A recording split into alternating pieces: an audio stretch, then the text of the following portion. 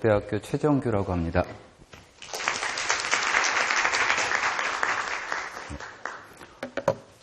예, 제가 오늘 여러분들하고 같이 할 이야기는 죄수의 딜레마라는 여러분들이 너무너무 잘 알고 계시는 하나의 게임의 이야기입니다.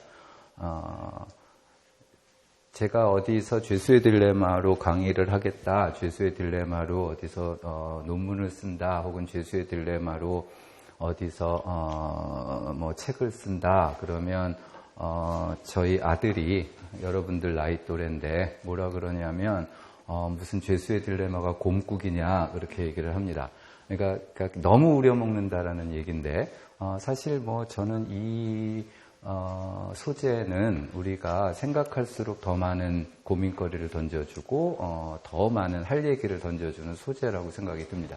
그래서 사실 오늘 강의는 여러분들께 뭐 이 간단한 소재를 던져드리면서 이러저러한 뭐 지식적인 측면뿐만 아니라 이거를 통해서 좀 우리가 좀 세상을 바라보는 생각이라든가 관점을 한번 고민해 볼 필요도 있을 것 같다. 한번 그걸 가지고 이야기를 나누는 데 있어서 좋은 소재가 될 것 같다라는 생각이 좀 들고요. 부디 좀 그렇게 받아들여 주시길 바라겠습니다.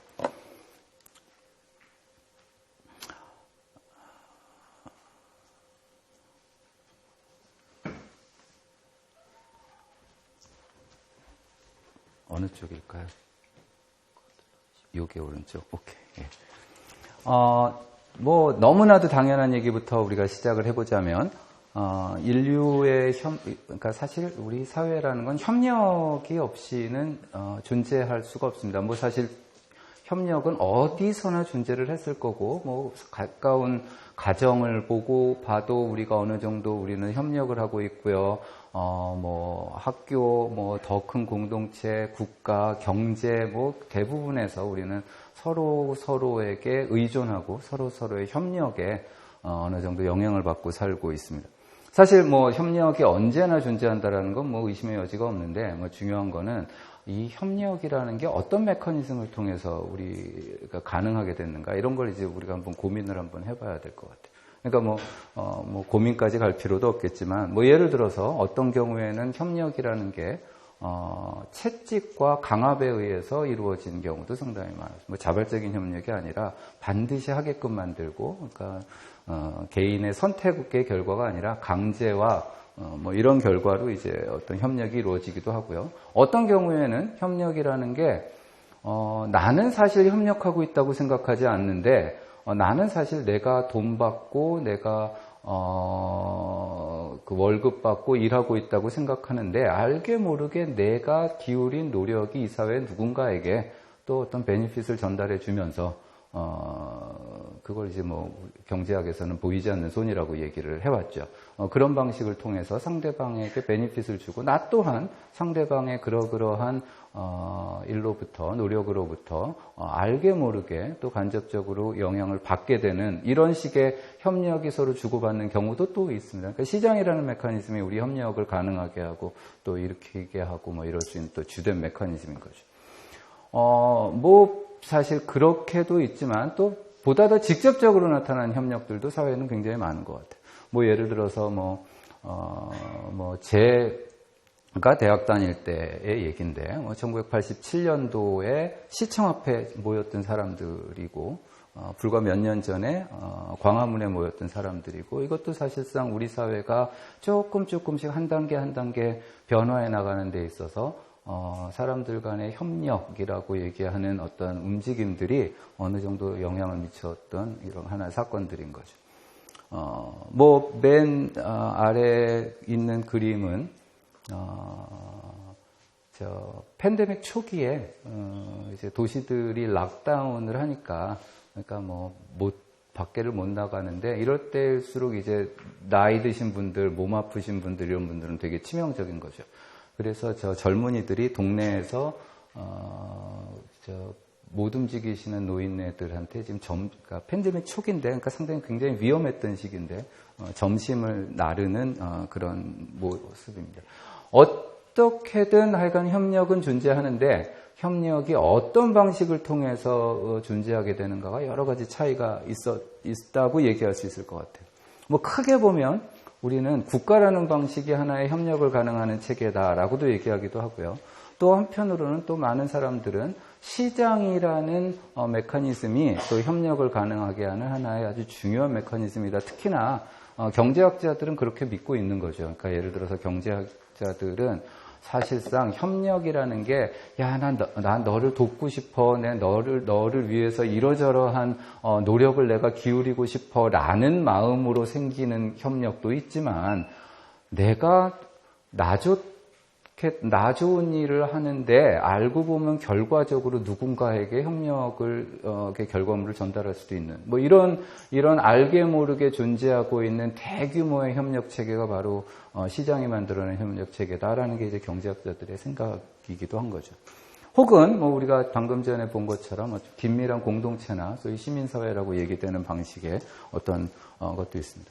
그래서 뭐 강압에 의해서건 아니면 어떤 권위체의 어떤 지도에 의해서건 어떤 이 사람들이 너는 여기서 어떤 일을 하고 너는 여기서 어떤 일을 하고라는 방식으로 협력이 이루어지기도 하고, 또 뭐 아까도 말씀드린 대로 그런 시장이라는 체계가 협력을 이루어내는 하나의 또 메커니즘 되기도 합니다. 혹은 뭐 우리가 공동체, 그런 머릿속에 여러분들이 뭘 떠오르실지 모르겠지만 뭐 하여간 전통적인 공동체부터 시작해서 아까 얘기한 지금 현대 사회에서 우리가 대도시 한가운데서도 우리가 여전히 서로를 연결하고 있는 어떤 공동체라는 게 분명히 존재하는 거죠. 또 거기에 우리가 많은 부분을 빚지고 있는 것도 사실이고요.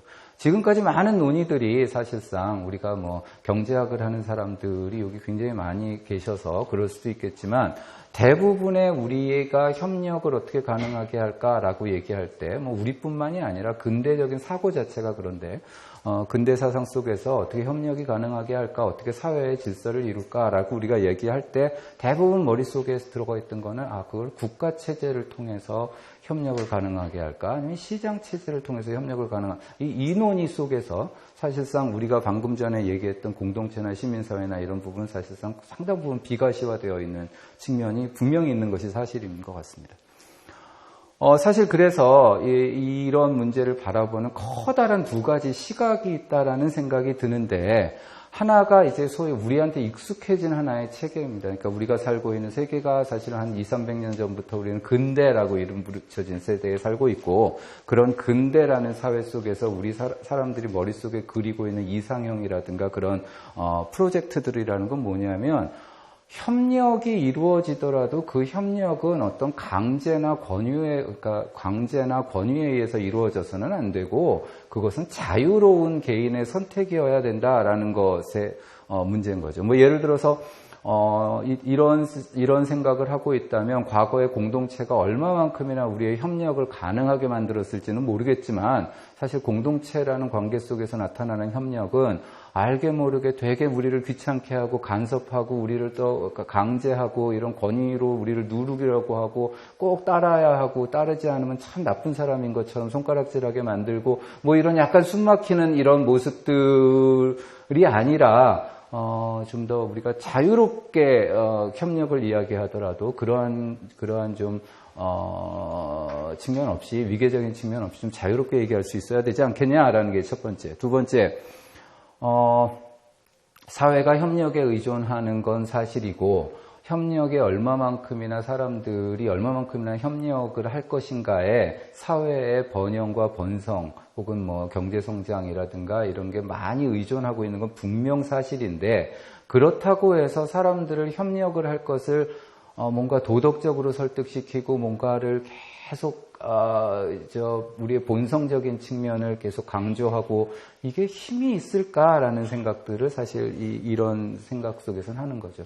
그러니까 만일 우리가 좋은 사회를 만드는데 그것이 사람들의 선한 본성에 만일 우리가 기대서 좋은 사회를 생각한다면, 사람들이 선한 본성을 안 가질 수도 있는데, 그럼 사회는 얼마나 사회 질서는 얼마나 위약해질까.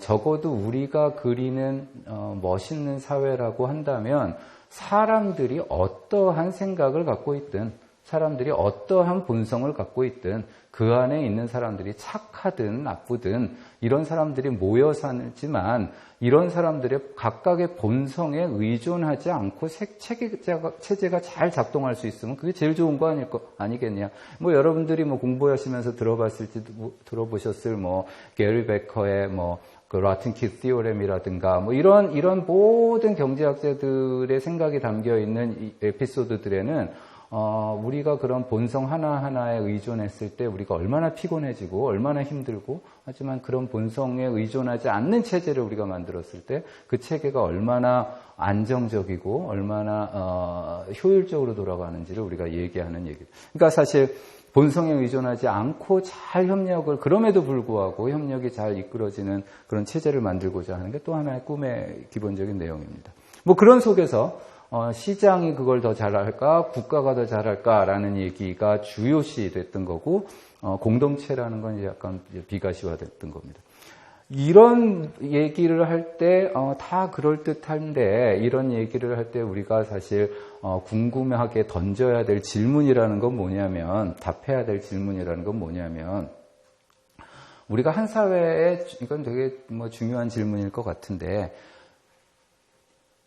좋은 시민 없이 좋은 규칙만 가지고도 이 사회는 좋은 사회가 될까? 뭐 이런 질문을 그러니까 가령 아주 극단적으로 우리는 무슨 대답을 할 수 있냐면 사람들이 100% 나쁜 사람들이더라도 규칙이 잘 짜여지면 이 나쁜 사람들을 각자 나쁜 본성에 따라서 막 행동하게 하더라도 결과적으로는 굉장히 좋게. 이게 과거에 이제 버나드 맨더빌이라는 사람이 그렸던 세상입니다. 그러니까 세상은 프라이빗리 되게 악덕으로 가득 차지만 그 악덕에 기초한 사람들의 행동이라는 게 결과적으로 굉장히 사회에서는 퍼블릭하게는 베니핏으로 돌아가게 된다는 얘기를 계속 주장했던 거죠. 사실 그런 생각들이 이후에 경제학에도 굉장히 많이 영향을 미쳤을 거라고 생각이 드는데 그런 얘기가 과연 맞나? 그러니까 사실상 사람들은 좋은 시민이 아니더라도 좋은 규칙만 갖고 있으면 우리 사회는 굉장히 좋아질까? 뭐 이런 식의 질문을 던질 수가 있는 겁니다. 만일 저런 프로젝트가 멋있어지려면 우리한테 필요한 건 뭐냐면, 중립적인 국가, 누구 편도 들지 않는 국가, 그 다음에 사적 소유권이 잘 갖춰지고 경쟁 시장이 잘 갖춰지면, 사회는 되게 좋아지는 거죠. 그래서 이제 이게 로버트 프로스트라는 사람의 시인데 맨 마지막에 멘딩 월이라는 시인데 맨 마지막에 무슨 얘기가 나오냐면 good fences make good neighbors라는 말이에요. 그러니까 그러니까 서로 간의 경계를 확실히 하고 소유권을 확실히 하고 벽을 확실히 만들고 거리를 확실히 두면 이웃은 저절로 good neighbor가 되지. 서로 친하려고 그렇게 노력할 필요는 없다라는, 사실 이렇게 좀 일관된 생각입니다. 과연 이게 맞는 얘기인가? 이런 걸 좀 고민해 볼 필요가 있는 거죠. 반대로, 우리가 공동체라는 염원을 가지고 있는 사람들에게 있어서는 선한 본성이라는 게 여전히 중요하고 사실 그거를 좀 양육해 나갈 필요가 있고 사실상 우리가 보면 아리스토텔레스적인 전통이라고 얘기하는 그런 게 아직도 남아있는 이런 염원들인 거죠. 사실 현대사회에서 우리의 본성이 참 잊혀져 있고 잘 사라져 있고 하지만 이게 현대사회가 우리 본성에는 참 들어맞지 않는 사회인 것 같고 우리 본성에 잘 들어맞는 사회를 만들면 공동체를 만들면 우리는 거기서 비로소 자아실현을 하고 왼쪽 얘기에서는 자아실현이라는 게 사실상 우리가 갖고 있는 프레퍼런스가 얼마만큼이나 만족되는가가 사실 자아실현일 텐데 오른쪽에서는 뭔가 좀 더 거창한 자아실현을 이야기하게 되고 뭐 이런 식의 좀 얘기들이 나올 것 같습니다. 이 사람들 눈에는 사실 현대사회라는 거는 시장으로 가득 차서 문제고 신자유주의라서 문제고 사람들을 다 이기적으로 만들어서 문제고 공동체를 다 파괴해서 문제고 이러다 다 망하고 그래서 이걸 좀 멈춰야 되고 이런 식의 논의들이 쭉 나오는 거죠. 이 논의 자체도 사실상 그 자체 논리로 굉장히 좀 중요한 얘기들을 하고 있는 건데 여기서 또 답해야 되는 질문은 또 반대로 또 뭘 것 같냐면 그래 그럼 도덕적인 사람들한테 도덕적인 측면을 강조하는 게 굉장히 중요할 수도 있는데 이 도덕이 참 때로는 족쇄로 작용을 한다라는 거죠. 내가 뭘 하고 싶고 내가 어떤 미래를 설계하고 싶으면 그거는 이래서 안 되고 저거는 이래서 안 되고 그건 이래서 옳지 않고 이건 저래서 옳지 않고 때로는 그게 진짜 옳지 않고 나쁜 일이라서 옳지 않고 그르다라고 판단을 내려질 수는 있지만 많은 경우에 도덕이라는 게 사실상 관습적으로 그래왔기 때문에 그러지 해서는 안 되는 것들도 되게 많단 말이죠. 그런 의미에서 그런 도덕적인 측면에 대한 강조가 또 다른 족쇄가 되지 않으려면 어떻게 해야 될까? 뭐 이런 얘기들을 우리가 고민을 해봐야 되는 거죠.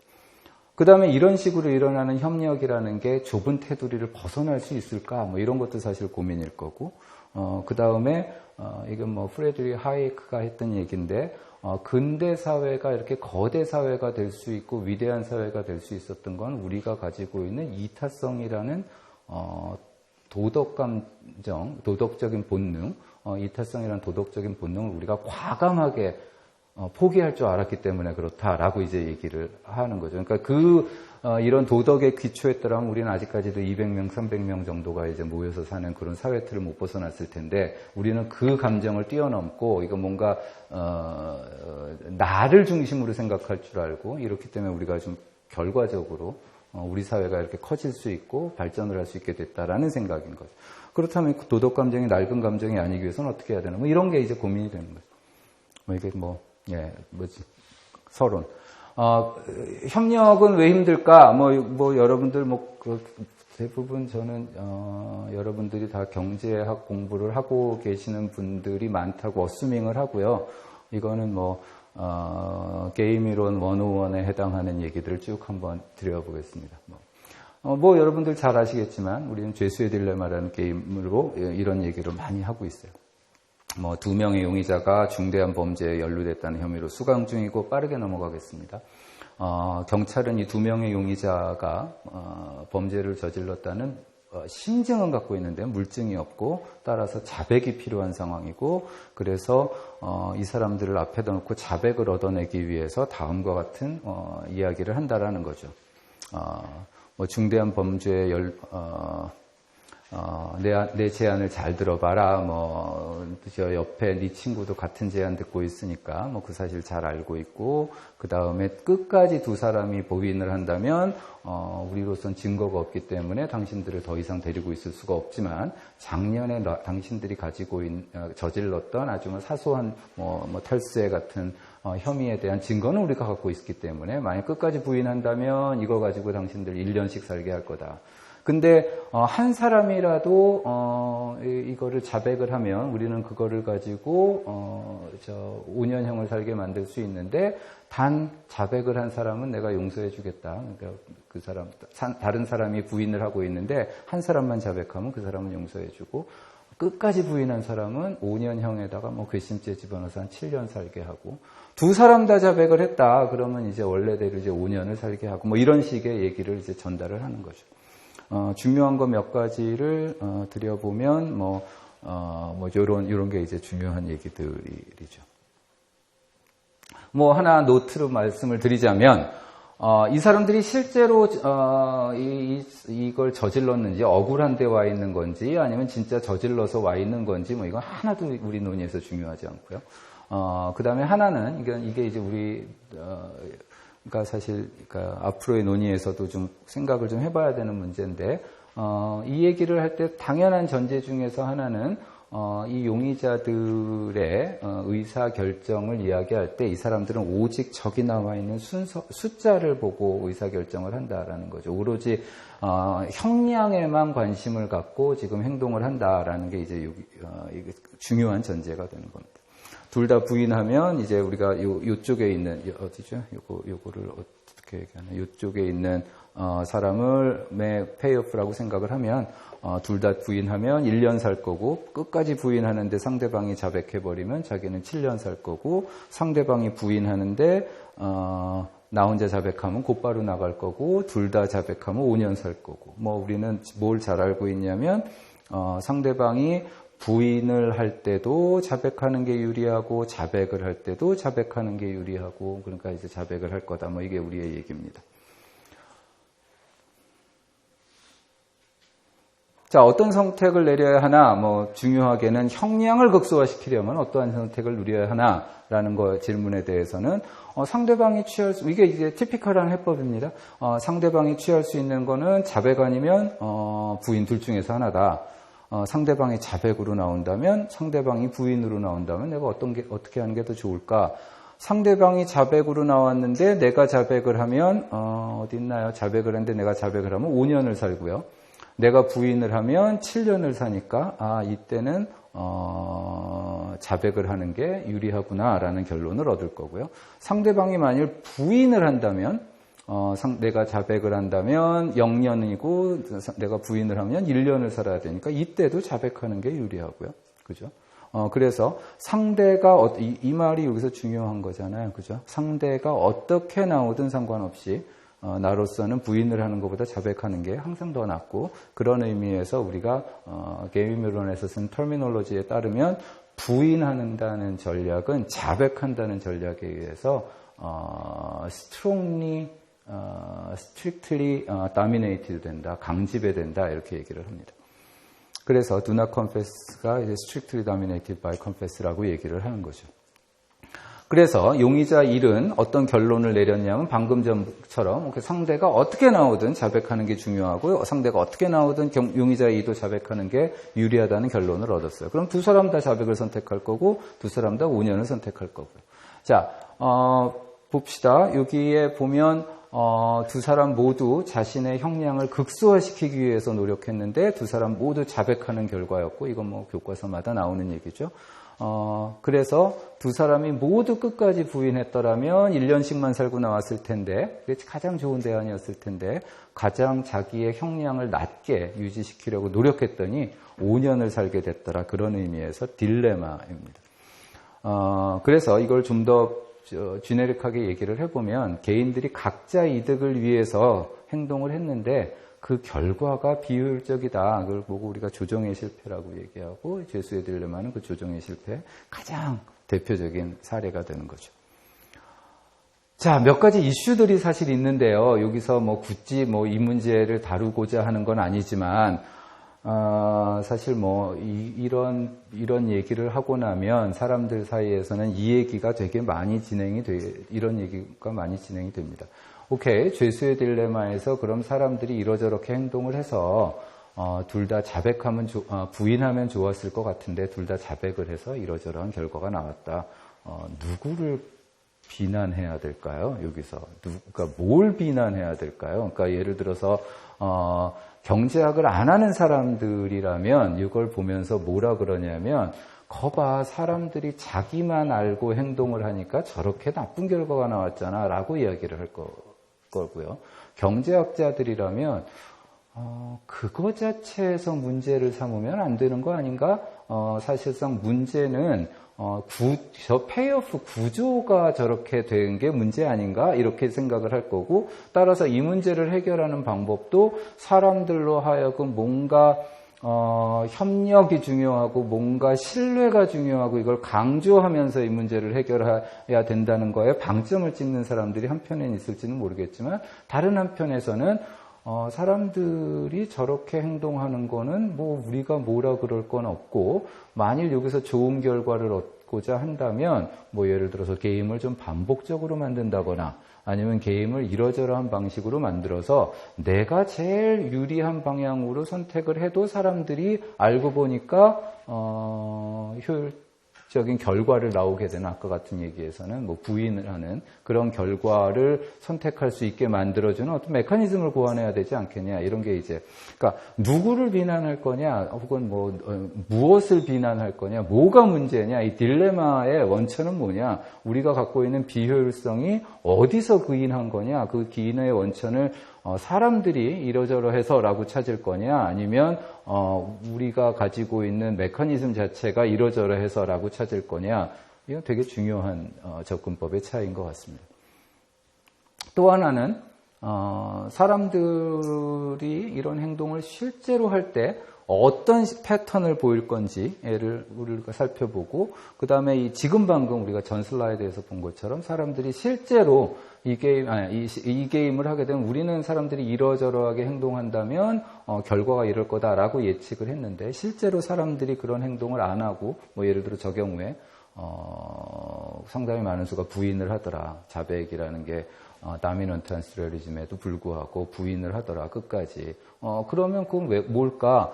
이런 관찰된 행동들과 뭐 누구한테나 그렇지는 않겠지만 관찰된 행동들과 우리가 이론으로 예측된 행동들과의 차이를 우리가 어떻게 해석할 거냐, 이런 거는 꽤 중요한 이슈들입니다. 사실 그러니까 실험 경제학이라고 불리는 경제학의 하나의 부류에 좀 익숙하실지 모르겠는데, 실험 경제학에서 다루게 되는 초기에 굉장히 많은 문헌들은 사실상 경제학자들은 이렇게 예측했는데 실제로 사람들은 이렇게 행동했다. 이게 거의 모든 테마였단 말이죠. 그러면 경제학자들의 예측, 우리가 이제 귀무가설이라고 얘기하는 거, H-null, 그죠? 그러면 사람들의 실제 행동, 그러면 사람들의 행동이 이런 거로부터 significantly 이탈한 채로 나타났다.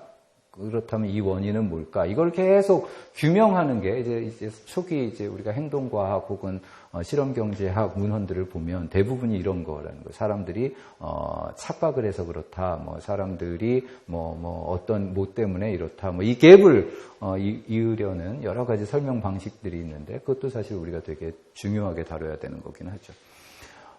우리가 한 사회까지 이 얘기를, 죄수의 얘기가 아니라 한 사회까지 이 얘기를 우리가 확장시키고자 한다면, 이 얘기를 사실, 그 이후에 이런 얘기로 확장시키고자 할 때 사람들이 어떤 생물학자가 됐건, 인류학자가 됐건, 정치학자가 됐건, 경제학자가 됐건, 바로 이런 식의, 게임들을 많이 사용을 합니다.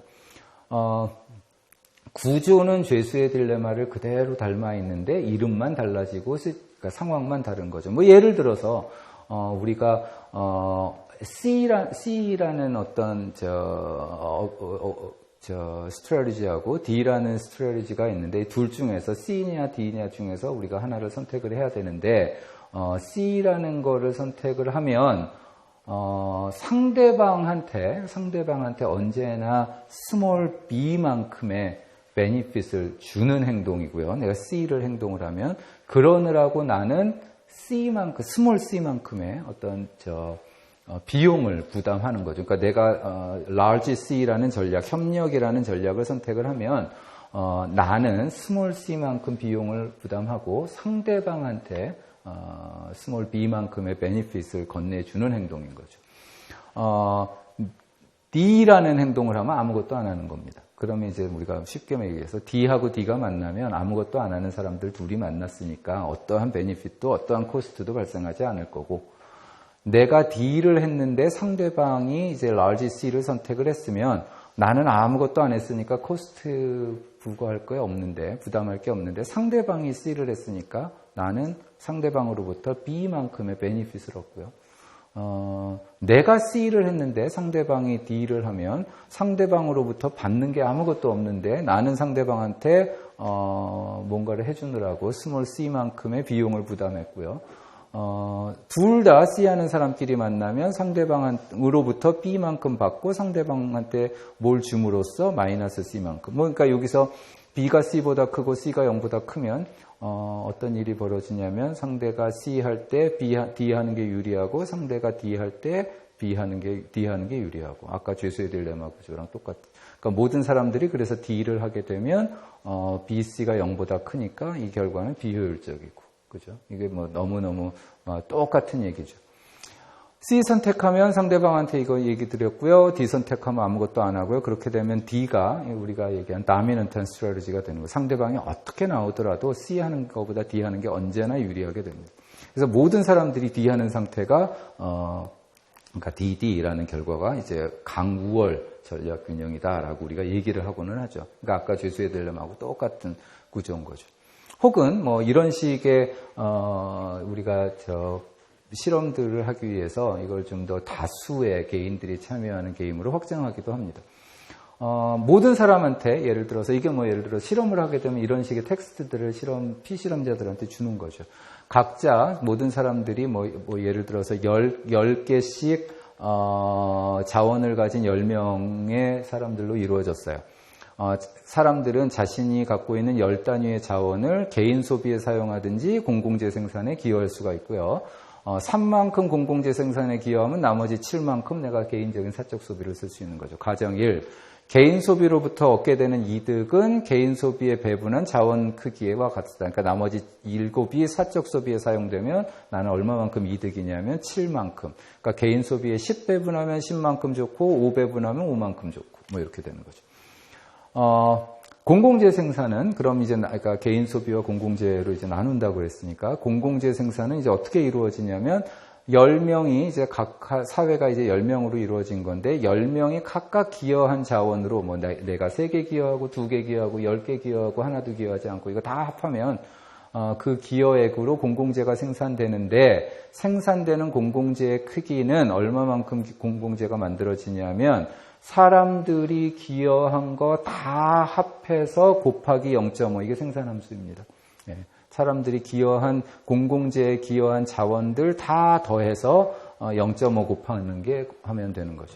자, 예를 들어서 팀원들이 공공재 생산에 기여한 자원의 총합이 20이라면 공공재는 10단위, 총합이 50단위라면 25단위 뭐 이렇게 생산이 되는 거죠. 공공재는 일단 그 특성상 뭐 잘 아시겠지만 생산되면 가치가 누구한테나 공유되니까 공공재가 20단위가 생성되면 사람들은 20만큼 베니핏을 얻는 거고요. 공공재가 공공재가 25단위 생산되면 모든 사람들이 자기가 얼마를 기여했는지와 무관하게 25단위만큼 이득을 얻게 되는 거죠.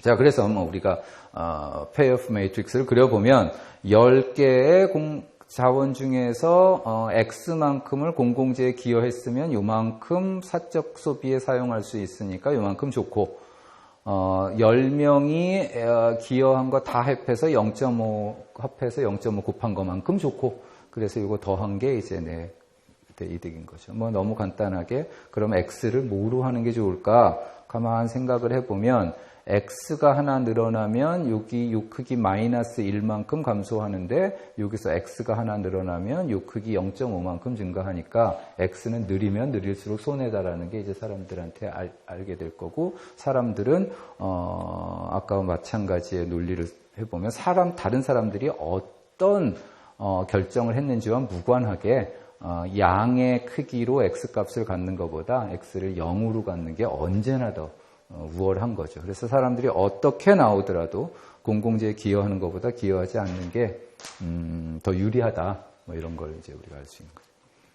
뭐 이런 얘기죠. 그러면 이제 첫 번째, 오케이. 그럼 지금까지 두 개의 얘기는 협력하지 않는 게 우월 전략이라고 했으니 근데 협력은 어떻게 가능할까? 우리가 보면 협력이 많이 일어난다라는 얘기죠. 그래서 우리 사회에 존재하는 혹은 이거는 오히려 경제학자들보다 더 생물학자, 인류학자 이런 분들이 훨씬 더 연구를 많이 한 부분인데 어떻게 가능했을까? 역사적으로 혹은 과학적으로 이게 어떻게 가능했을까? 여러 가지 얘기들이 있는 거죠. 빠르게 좀 그냥 소개만 하고 넘어가자면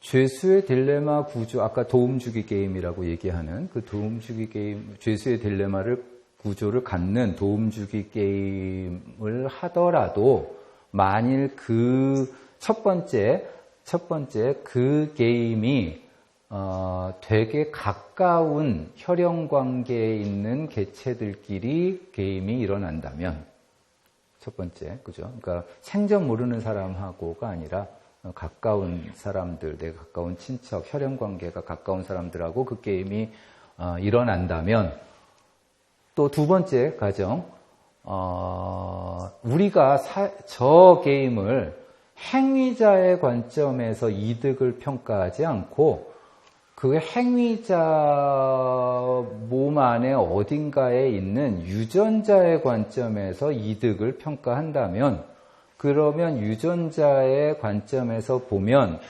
내 개체가 내가 갖고 있는 나를 포함하고 있는 이 비클이 그죠? 이 비클이 지금 게임을 하고 있는 상대방이 있는데 이게 만약 혈연이라면 정확하게 그 상대방의 몸속에도 내 복제품이 들어가 있을 테니까, 그죠? 그러니까 이게 이제 유전자가 복제에 들어갈 거니까, 뭐 그 복제 확률이라는 게 그러니까 아버지와 부모와 자식 간에는 50%의 유전자가 공유가 되고, 평균적으로 형제가 50%가 공유가 되고, 뭐 동일한 유전자가 복제에 들어가 있다는 얘기죠.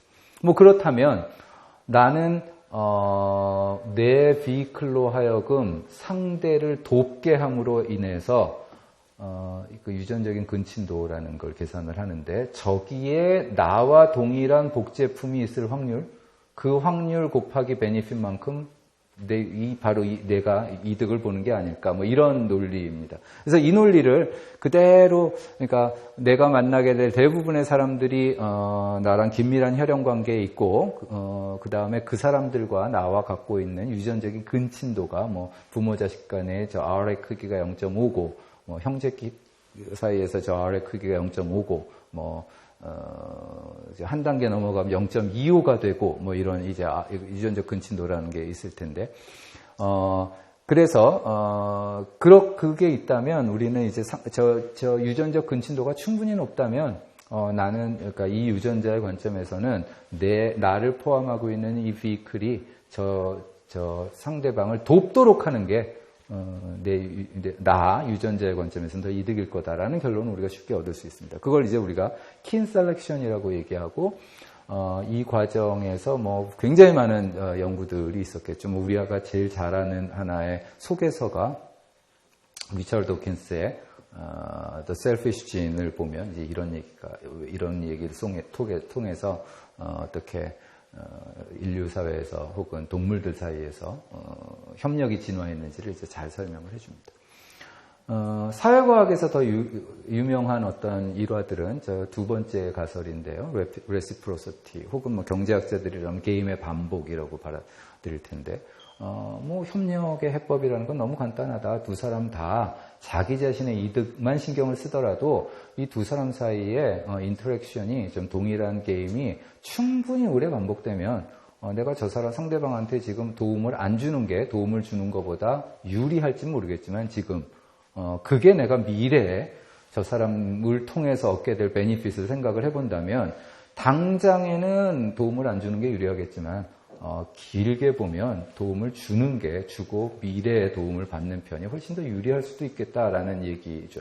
그러니까 미래가 충분히 길면 우리는 사람들로 하여금 내가 이기적인 사람이더라도 상대방에게 협력을 할 수 있는 충분한 근거가 될 수 있다는 겁니다. 우리 쉽게 생각할 수 있는 겁니다. 또 하나의 이제 reciprocity가 indirect reciprocity에 의한 설명이라는 건 뭐냐면, 내가 왜 상대방을 돕나? 방금 전에 설명은 내가 상대방을 도와야 그 사람으로부터 미래의 도움을 얻을 수 있으니까, 이게 direct reciprocity의 핵심입니다.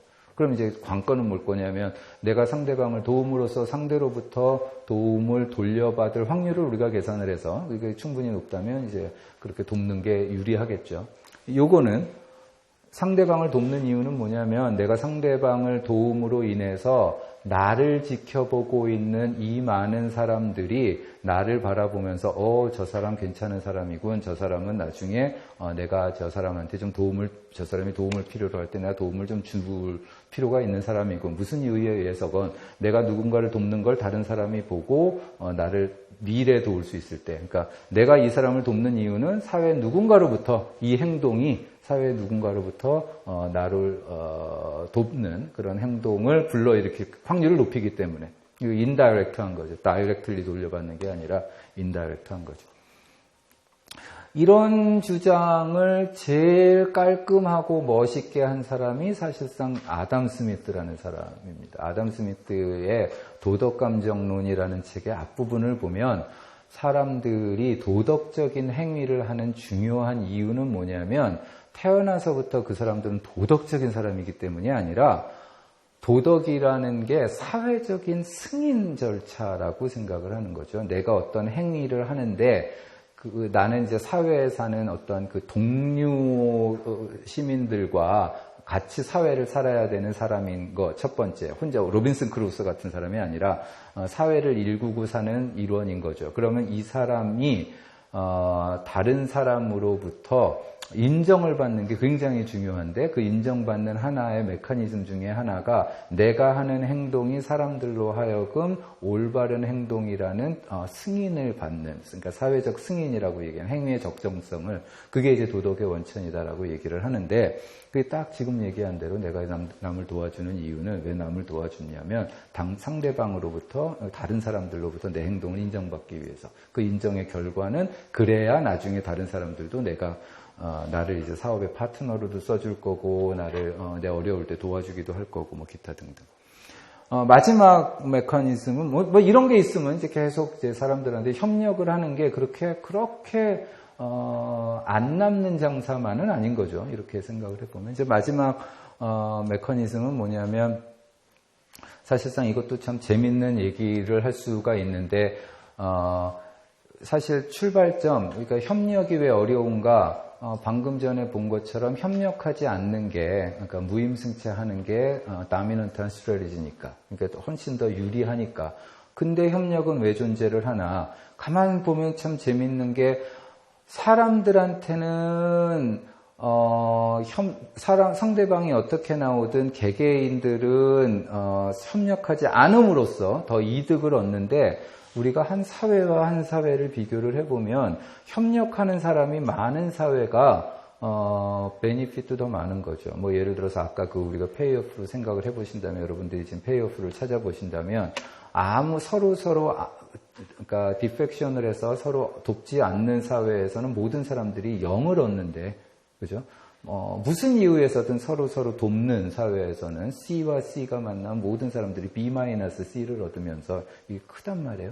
그죠? 근데, 한 사회적으로 보면 사람들이 점점, 디펙션을 하는 사람들이 늘어나는데, 집단과 집단을 비교를 해보면, 예를 들어서 무슨 이유에 의해서건, 협력하는 사람들이 많은 집단이 있다면 그 집단이 그렇지 않은 집단보다 언제나 빠르게 번성을 할 거라는 거죠. 그러면 이게 뭐 머릿속에 벌써 그게 그려지시면 좋을 것 같은데, 집단 내에서는 시간이 지나면서 빠르게 도움 주는 행동이라는 게 사라져 가는데, 집단 간의 관계에서는 경쟁이 있으면 또 빠르게 도움 주기를 하는 사람들을 많이 포함하고 있는 집단이 또 승리를 한대요. 그러면 집단 간의 경쟁의 방향과 집단 내부에서 일어나는 경쟁의 방향이 지금 서로 다른 방향으로 지금 작동을 하고 있기 때문에, 언제 어떤 경우에 어떤 힘이 더 셀까, 이런 거를 한번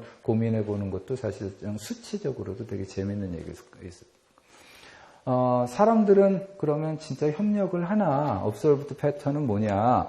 뭐 빠르게 말씀을 드리자면, 뭐 이런 거를 보기 위해서 아까도 말씀드린 대로 실험실에서 사람들이 많은 연구들을 해왔어요. 뭐 거기에 대해서 제가 지금 이야기랑 관련지어서 되게 관련된 굉장히 중요한 사실들 4가지만 사실 뽑아보면 뭐 이런 얘기들로 요약할 수 있을 것 같아요. 실험실에서 사람들의 행동을 보니까 사람들은 자기한테 손해가 되더라도 다른 사람에게 이득이 되는 방향으로 행동하려는 성향을 갖고 있다. 사실상 저렇게 쓰면 제가 잘못 쓴 거고요. 정확하게는 갖고 있다는 거를 부정할 수 없다. 뭐 이 정도. 예. 그러니까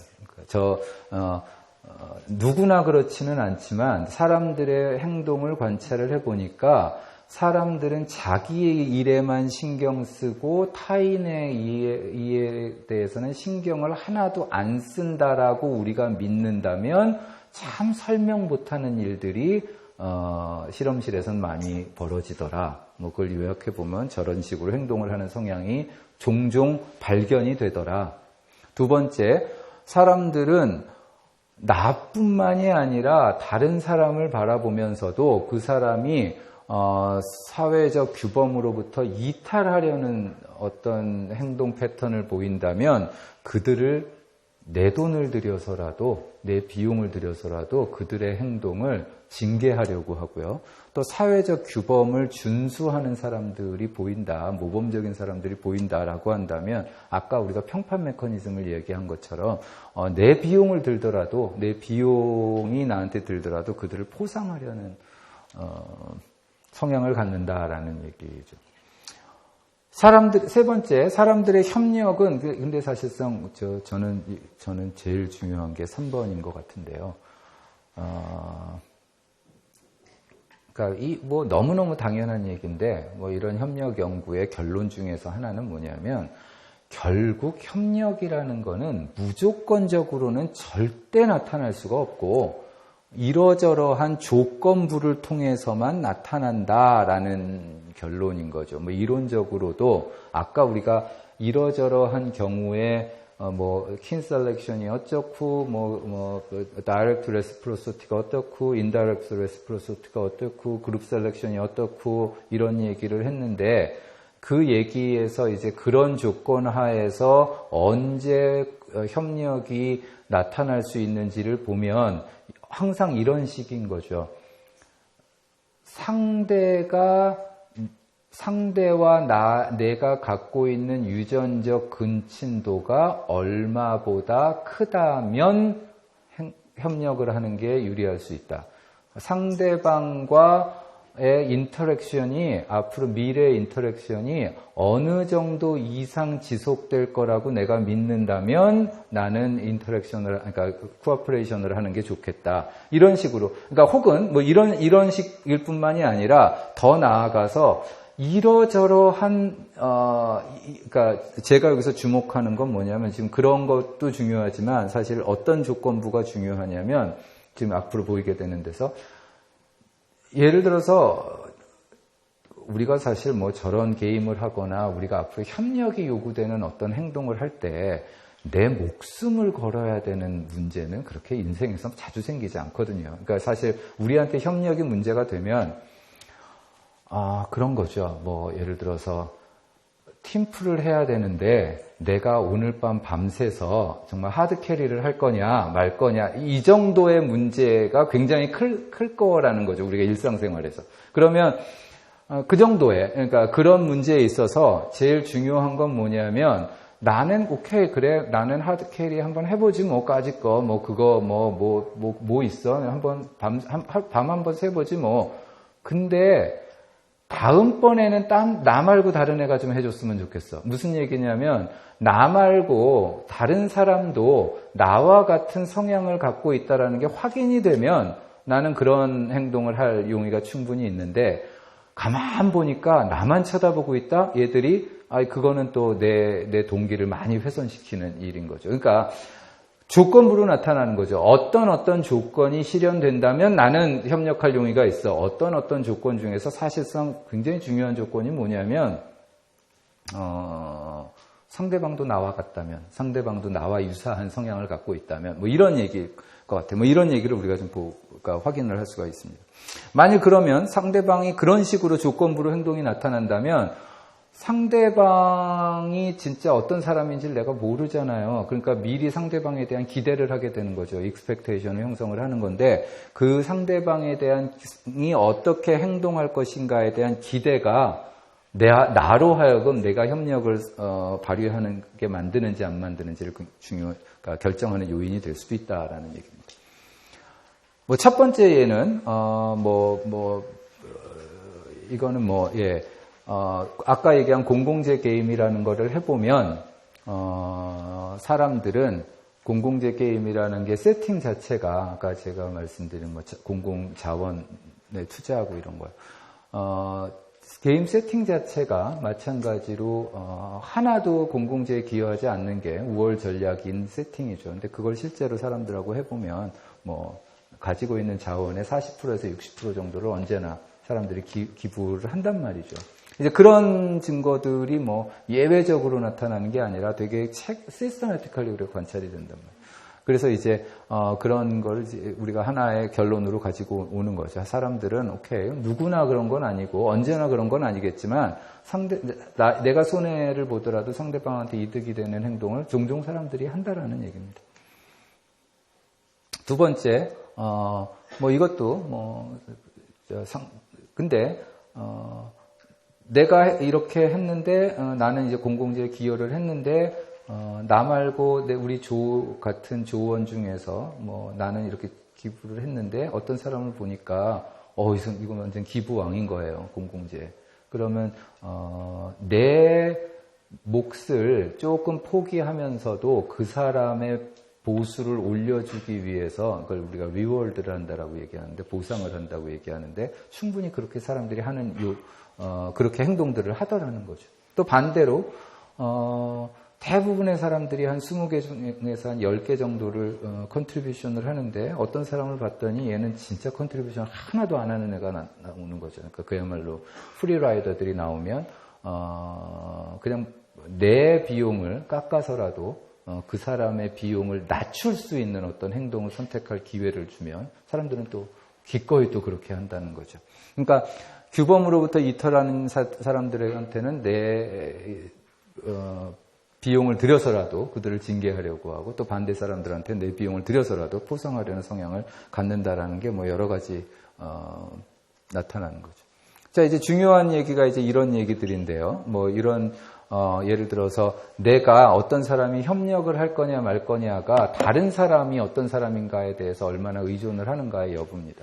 뭐 2001년에 피슈바허라는 사람은 이런 얘기를 하면서 뭐 예를 들어서 사람들한테 뭘 물어보냐면, 오케이, 너 말고 다른 사람들은 지금 이런 게임에서 몇 개나, 20개 중에서 몇 개나 컨트리뷰션을 할 것 같아? 라고 물어보는 거죠, 평균적으로. 그 다음에 그러면 이제 사람들은 안 할 것 같아요. 뭐 사람들은 뭐 20개 할 것 같아요. 10개 할 것 같아요. 이런 식으로 사람들이 대답을 하겠죠. 그리고 나서 너는 그럼 몇 개 할 거냐고. 예, 이렇게 얘기를 해보면, 그러면 이제 이런 거죠. 만일 공공재 게임이 하나도 하지 않는 게 우월 전략이라는 건 무슨 얘기냐면, 상대방이 어떻게 나오든 하나도 기부하지 않는 게 나한테는 제일 좋은 거니까, 상대방이 얼마를 기여할 거라고 내가 예측을 하던 내 기여량은 0이게끔 만들면 딱 게임 티오리를 잘 배운 애들인 거죠. 그럼 이렇게 나오겠죠. 상대방이 얼마 할 건지 좀 예측하라 그러고, 네가 얼마를 할 건지를 적으라 그러면 상대방이 얼마를 하든지 나는 00000 하겠다. 이게 이제 우리가 이제 저기서 예측하는 바죠. 뭐 상대방이 어떻게 나오든 나는 마더 데레사다. 그럼 여기서 이렇게 나오겠죠. 이런 사람들은 아무도 없어요, 그죠? 근데 굉장히 과반수 넘는 사람들이 어떻게 이 패턴을 보이냐면 이런 패턴을 보이는 거죠. 이런 패턴을 보인다는 건 뭐냐면, 상대방이 많이 낼 거라고 생각한다면 나도 많이 내고, 상대방이 적게 낼 거라고 생각하는 사람은 적게 내는 거고, 이런 패턴들을 보이는 사람들이 굉장히 많더라는 겁니다. 네, 이게 한 절반 정도가 그런 패턴을 보인다는 거죠. 그러니까 상대방이 어떤 사람인가에 대한 예측이 되게 중요해지는 거죠. 이거는 요 얘기를 해볼까요? 공공재 게임을 10번 하면서 사람들이 20개의 토큰 중에서 몇 개를 공공재에 기여하는지를 계산을 했더니 한 평균적으로 한 120명 정도의 샘플인데요. 한 절반에서 조금 못 미치는 기여를 사람들이 했어요. 네. 경제학과 학생들만 모여서 했더니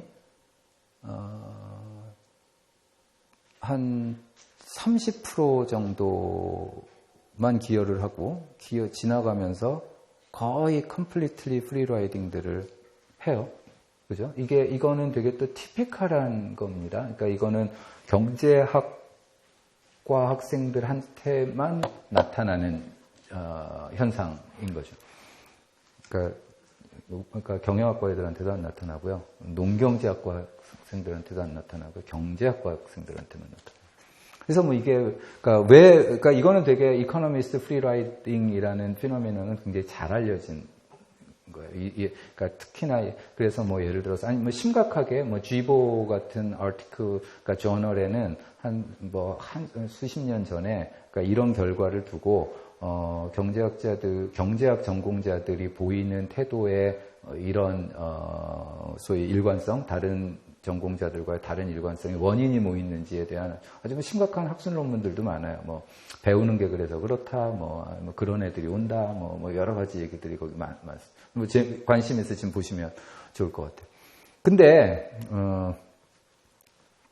보니까 여기에 속해 있는, 그러니까 이건 이제 경제과 애들만 따로 모였더니 이런 일이 벌어지는 거죠. 여기에 속해 있는 이게 120명 샘플인데요. 여기에 한 경제과 애들이 한 20명 정도가 있는 거예요. 저 샘플 안에도.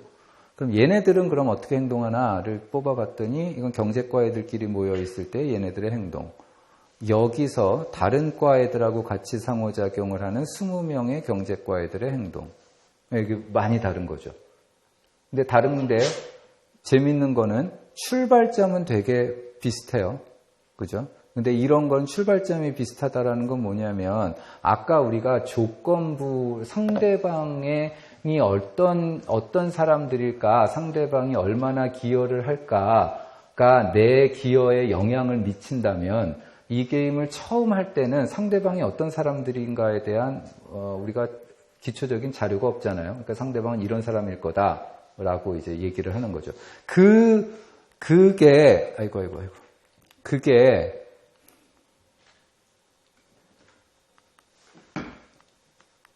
그게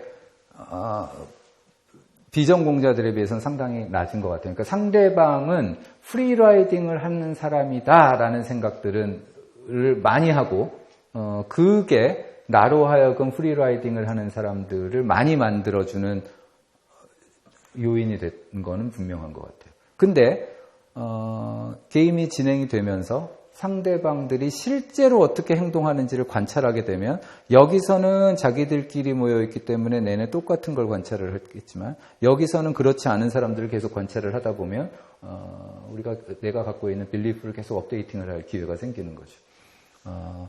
그러면 이제 이 차이는 뭐냐면 그러니까 마찬가지로 상대방이 자신의 성향을 그러니까 나는 협력할 의도가 있다. 나는 진짜 협력할 의도가 있는데 그런 사람들이 협력할 의도가 없다고 여겨지는 집단에서의 행동과 그죠? 그런 사람들이 결과적으로 그렇지 않은 그러니까 협력하는 사람들이 종종 보이는 그런 집단에서의 사람들의 행동이 이게 차이가 크게 나는 거죠. 동일한 전공자들. 만약에 우리가 이 사람들이 다른 조건이 일정한 상태에서 이 두 개의 조건만 다르다면.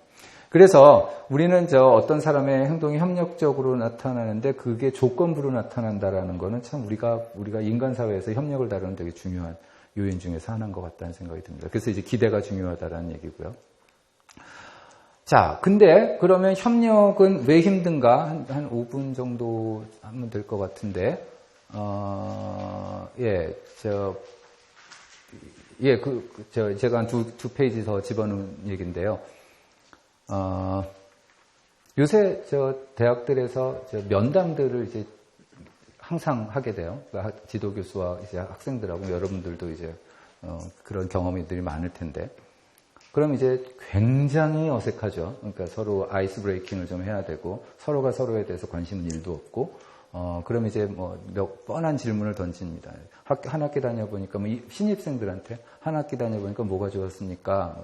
좋은 점은요, 원하는 강의를 들을 수 있어서 좋았고 스케줄에 맞춰서 시간표를 짤 수 있어서 좋았고 맞다 종아리 활동이 너무 좋았던 것 같고 그럼 제일 싫었던 건 뭐였어요? 라고 물어보면 뭐라고 대답할게요?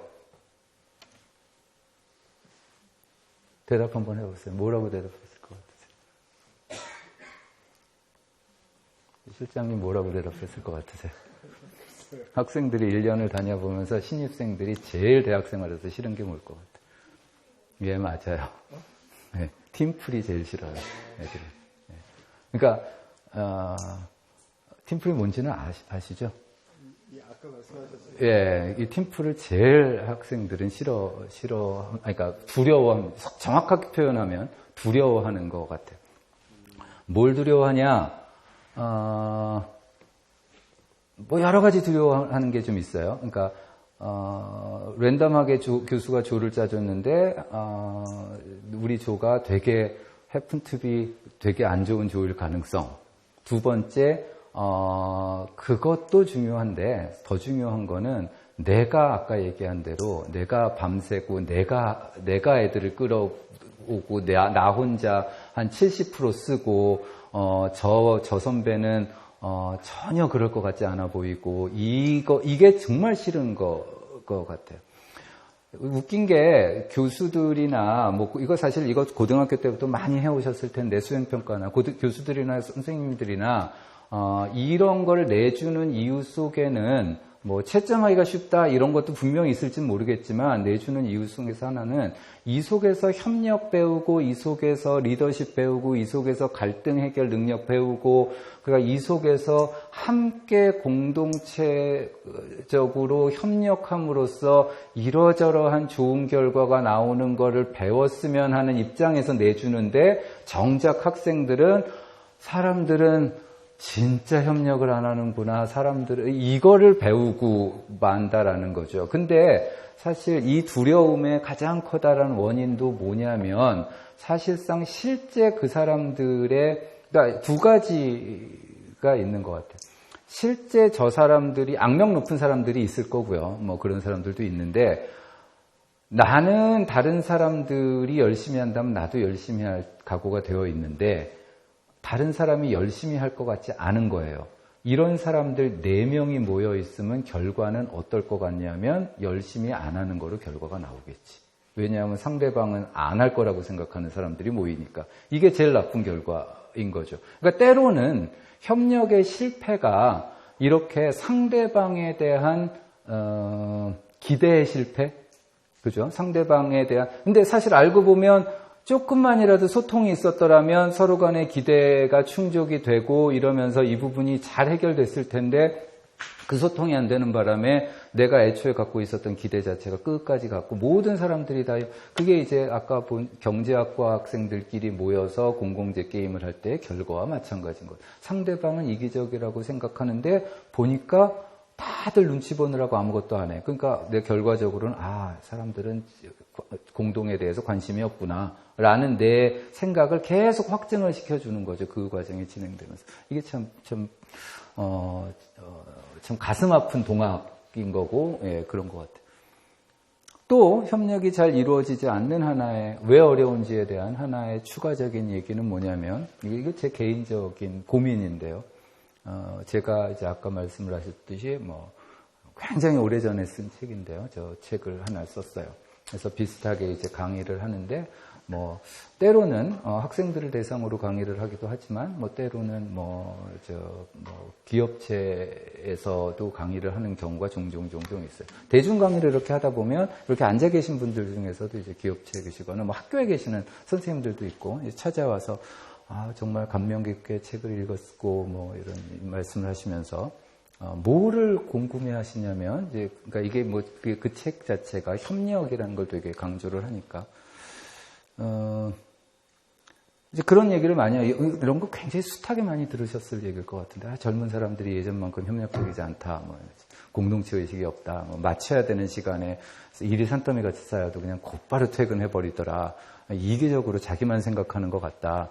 옛날처럼 또 라떼 얘기가 들어가는 거죠. 옛날처럼 사람들이 화목하게 으쌰으쌰하는 분위기도 없다. 이 사람들을 그러면서 이제 물어보는 게 사람들을 그럼 이 젊은이들을 이타적으로 만들려면 어떻게 하면 좋겠습니까? 이렇게 물어보는 거죠. 참 할 말이 별로 없는데요. 그러니까 저 드는 생각은 기업에서는 사람들을 이타적으로 만들려면 그냥 돈을 많이 주시면 되지 않을까요? 이렇게 얘기하고 말았는데 이게 항상 걸리는 문제인 것 같아요. 그러니까 만일 협력의 문제가 위계 속에서 진행이 된다면 이 위계 속에서 이야기될 때는 이 협력의 문제가 때로는 착취의 문제일 수도 있고 때로는 강제의 문제일 수도 있다라는 거죠. 우리가 사실 열정페이라는 걸 얘기할 때가 딱 여기에 들어맞는 건데 어쩌면 우리가 저들에 대해서 이러저러한 보상을 해줘야 될 때 그들의 이타성에 기댐으로써 우리가 보상을 안 해주는 이런 문제가 생길 수도 있지 않을까. 그러면 협력에 대한 강조가 이게 사실상 아까 얘기했던 이제 근대 프로젝트가 나오면서 협력이라는 부분에 대해서 우리가 덜 강조하게 되고 혹은 좀 익명적인 의미에서 협력을 더 강조하게 되고 뭐 이런 얘기들의 원천이 협력을 이야기할 때 나타나는 이런 불편함인 것 같아요. 그러니까 협력을 얘기할 때 아까처럼 이제 이런 식으로 그러면 뭐 그러니까 젊은 직원들한테 그럼 협력하자, 뭐 이런 이게 사실상 별로 내가 왜 그래야 되지? 뭐 이런 거죠. 뭐 예를 들어서 뭐 그런 연구들이 있는 거예요. 그러니까 오버타임 워크를 하는, 그러니까 내가 5시까지 일하기로 하고 딱 교대자가 와야 되는데 5시에 교대자가 안 오고 이러저러한 문제 때문에 이제 5시 반에 와요. 근데 누군가는 지켜야 돼요. 그러면 내가 페이드 되지 않은 기간 30분을 얼마나 기꺼이 채울 용의가 있는지를 사람들한테 물어보면 뭐 예를 들어 간호사라든가 내가 일하는 직장이 프로핏 오거나이제이션이냐 non-profit이냐에 따라서 그 답이 되게 다르게 나타난다는 거죠. 그러니까 내가 얘기한 게 프로핏 오거나이제이션이다. 내가 그렇게 이타적으로 누군가의 일을 땜빵해주고 근데 그 결과가 누군가의 이윤으로 넘어간다. 이거는 별로 내가 협력하고 싶은 생각이 안 드는 거죠. 근데 non-profit한 부분이다. 그러면 사람들은 또 자발적. 그러니까 사람들 간의 관계가 되게 중요할 것 같고 우리는 앞으로 그렇다면 협력을 이야기할 때는 되게 among equals라고 해요. 그러니까 평등한 사람들 사이의 관계에서 이야기해야 된다라는 언제나 그 전제 조건을 우리가 갖고 있어야 되지 않을까 이런 생각이 든다는 겁니다. 그래서 더 뒤에 얘기는 그 얘기와 관련된 얘기들이고요. 마지막 얘기가 그래서 협력은 힘들지만 가능하고 또 사람들은 협력을 해왔다는 얘기를 지금까지 쭉 드렸고요. 근데 협력이 조건부로 나타난다라는 하나의 저런 이야기는 협력이 조건이 맞춰지면 가능할 거다라는 좀 메시지이기도 하지만 조건이 맞춰지지 않는 근데 그 조건이라는 게 그러니까 서로 상대방에 대한 기대가 맞물려 있다면 이게 쉽게 철회될 수도 있는 거죠. 그러니까 되게 아까운 상태들이 많은 거죠. 사람들은 이러저러한 협력할 의사가 있는데 상대방한테 그런 의사를 내가 확인할 길이 없거나, 그죠? 혹은 내가 그런 의사가 있는데 이 행동이 어떤 위계관계에서 나타나는 행동이거나 할 때는 사람들이 자신의 행동을 언제든지 철회할 가능성이 있으니까. 협력에 대한 강조가 도덕적인 족쇄가 되지 않으려면 또 다른 형태의 착취 형태가 되지 않으려면 협력에 대한 논의는 그게 이제 평등한 개인들 사이에서의 논의라는 전제가 있어야 되고 타인들도 그러니까 마찬가지로 첫 번째 한 의미에서 타인들도 나와 같은 성향을 갖고 있다라는 어떤 믿음을 확인시켜주는 어떤 선행 조건이 만들어져야 될 거다. 이런 얘기를 했습니다. 홈 메시지 중에 또 하나는 마지막으로 드리고자 하는 건 오늘 이야기는 여기에서의 얘기를 사실상 한 거고요. 우리가 앞으로 좀 고민해 봐야 되는 거는 이 축을 이야기하지 않고 이 두 축을 이야기할 때와 이 축을 이야기하면서 이 두 축을 이야기할 때의 국가와 시장의 모습은 얼마나 다를까 이런 것도 우리가 한번 고민해 볼 만한 것 같습니다. 오늘 강의는 여기까지 제가 하도록 하고요. 들어주셔서 감사드립니다.